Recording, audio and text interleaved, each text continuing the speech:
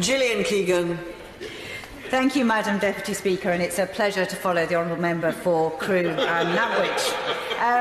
During the recent Public Accounts Committee inquiry into homelessness, I, like many, was surprised to discover the large number of people who, whilst technically not classed as homeless, are living in temporary accommodation. There are more than 77,000 families housed in temporary accommodation, which has a negative impact both for those living in often substandard accommodation and the councils that pay to provide it. And children living in temporary housing for long periods miss an average of 55 days of school a year, which can have a devastating effect on their academic attainment. Not only this, but temporary accommodation is the single largest spending item for councils' homelessness expenditure, and it costs around £1 billion a year.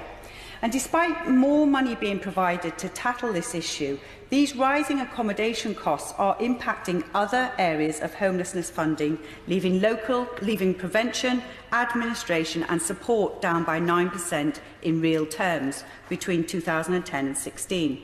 Ironically, to break this cycle and reduce costly demands, prevention action is key.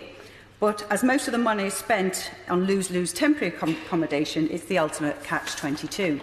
This is why the Homelessness Reduction Act and the funding that the Minister has committed to is vital.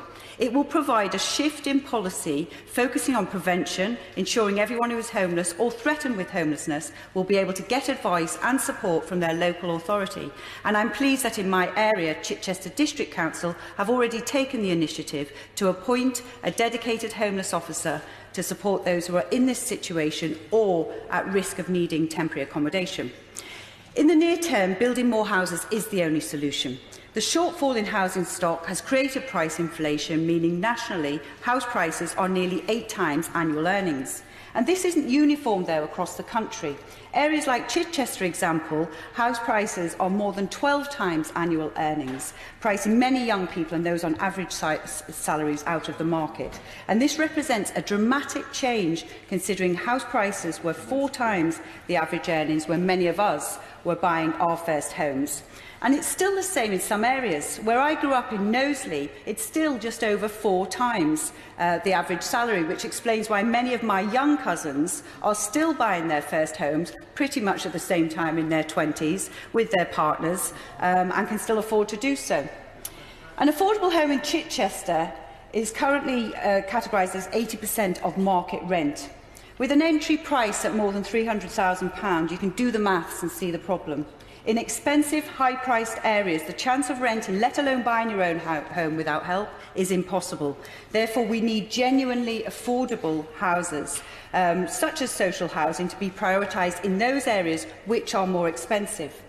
The government's estimated 25,000 social rent homes to be delivered over the coming 5 years is a step in the right direction. However, we must make sure these are in the right places where there is the highest need. My personal view is that in Chichester we should be more ambitious with social housing development and not expect market drivers alone to rebalance the housing market.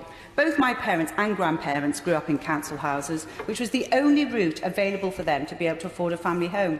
And many people across my constituency need the same. To get to grips with our housing and homelessness problem, we need to encourage genuinely affordable homes to be built in Chichester. We must continue to be innovative to get the right amount of the right type of housing in the right areas to continue the dream of home ownership for all.